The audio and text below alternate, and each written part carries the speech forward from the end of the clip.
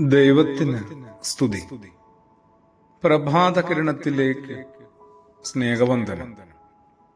ഭാഗം 2043. ഇന്ന് ഓഗസ്റ്റ് മാസം 4-ാം തീയതി 216-ാമത്തെ ദിവസത്തിലെത്തി.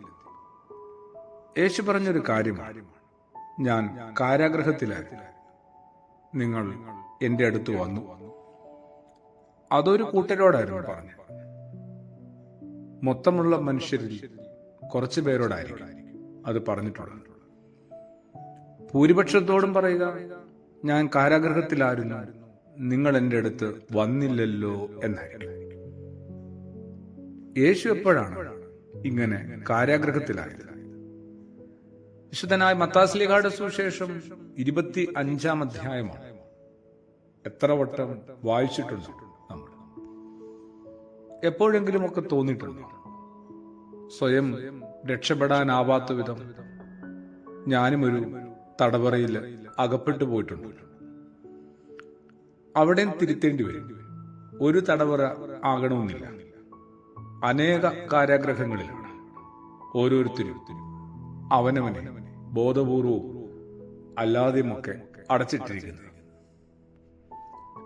ദൃശ്യമായ ചുറ്റുമതിലുകളൊന്നും ഒരുപക്ഷെ ഉണ്ടാവണമെന്നില്ല, വിശാലമായി ഏറെ സ്വാതന്ത്ര്യമുണ്ടാവും. പക്ഷേ അദൃശ്യമായ ചില വേലികൾക്കുള്ളിലാണ്, ഇരുമ്പ് മറകൾക്കുള്ളിലാണ് ഞാൻ. ഒരിക്കലും ഒരു വിധത്തിൽ പുറത്തു കടക്കാനാവാത്ത വിധം. അങ്ങനെ അകപ്പെട്ടു പോകുന്ന മനുഷ്യരോട് നമ്മൾ എങ്ങനെയൊക്കെയാണ് പെരുമാറിയിട്ടുള്ളത്? ഹൃദയമുലയ്ക്കുന്ന ഒരു ഏറ്റുപറച്ചിലുണ്ട് പൗലോസ് അപ്പോസ്തലന്റെ. റോമാലേഖനം 7-ാം അധ്യായത്തിലാണ്. ഇച്ഛിക്കുന്ന നന്മയല്ല, ആഗ്രഹിക്കാത്ത തിന്മയാണല്ലോ ഞാൻ പലപ്പോഴും പ്രവർത്തിക്കുന്നത്. എങ്ങനെയാണ് ഒരു മനുഷ്യൻ ഇത്രത്തോളം തുറന്നു പറയാനാവുക? തടവറയുടെ അനുഭവത്തിന്റെ ലക്ഷണങ്ങളൊക്കെ ഉണ്ട്.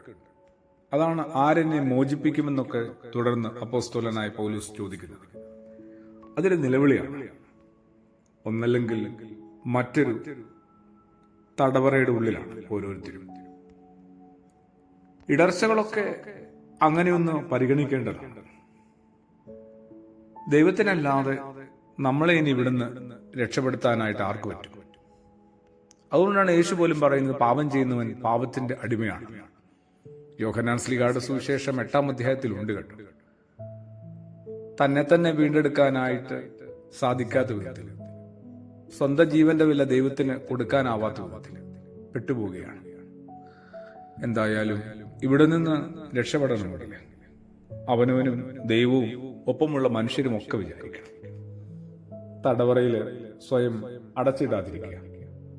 എങ്ങനെയെങ്കിലും അറിവില്ലായ്മ കൊണ്ടായാലും അശ്രദ്ധ കൊണ്ടായാലും ജാഗ്രത കുറവുണ്ടായാലും ആരെങ്കിലുമൊക്കെ തടവറയിൽ അകപ്പെട്ടു പോയാൽ അവരെ രക്ഷിക്കാനായിട്ട് കൂടി ഒരു ശ്രമം വേണ്ടേ?